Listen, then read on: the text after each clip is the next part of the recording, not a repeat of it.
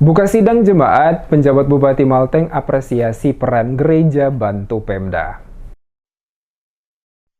Penjabat Bupati Maluku Tengah Muhammad Marasabesi menghadiri dan membuka persidangan jemaat Gereja Protestan Maluku atau GPM Masohi ke-38 Minggu 12 Maret. Proses sidang dipusatkan di Gereja Maranatha Jemaat GPM Masohi, diawali ibadah Minggu. Dalam sambutan, penjabat bupati mengungkapkan peran Gereja Protestan Maluku di Malteng dalam membantu tugas-tugas pemerintah sangat luar biasa dan signifikan. Disebutkan peran ini harus dikelola secara baik dan terus dikembangkan, terutama dalam mendorong tugas dan peran pemerintah kabupaten dalam membangun dan melayani masyarakat. Bahkan Marasabesi mengapresiasi para pelayan GPM yang terus mendoakan pemerintah di seluruh kebaktian-kebaktian GPM. Dikatakan dirinya dekat dengan secara intensif menjalin diskusi dengan para pelayan dan tokoh-tokoh GPM. Salah satu hal yang menarik yang ia pelajari adalah GPM mampu menyusun pola induk pelayanan dan rencana induk pelayanan sebagai arah dan pedoman bagi GPM dari arah sinode, klasis, dan jemaat dalam menjawab semua isu pelayan terbaik internal maupun eksternal. Marasabesi berharap sidang jemaat ini harus mampu melahirkan program yang lebih konkret dan dapat dikerjakan secara nyata. Olehnya itu, jika ada program yang disinergikan dengan pemerintah negeri, pemerintah kecamatan, pemerintah kabupaten, selaku penjabat bupati dirinya siap memfasilitasinya. Diakui pemerintah tidak bisa bekerja sendiri. Banyak pekerjaan rumah yang harus dikerjakan bersama-sama dan gereja adalah mitra strategis pemerintah untuk mewujudkan semua agenda pembangunan di kabupaten tersebut. Pada kesempatan yang baik itu juga penjabat Bupati Muhammad Marasabesi menyampaikan beberapa hal penting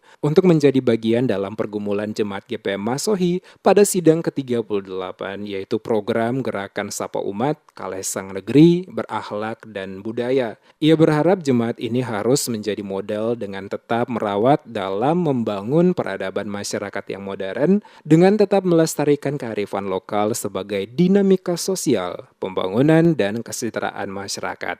Ketua Klasis GPM Masohi Pendeta Adriana Lohi STH mengatakan untuk ke-38 kali jemaat GPM Masohi menggelar persidangan jemaat sebagai bagian dari pergumulan bersama di 5 tahun kedua dari arah pengembangan GPM yang tertuang dalam PIP atau RIP 2016-2025.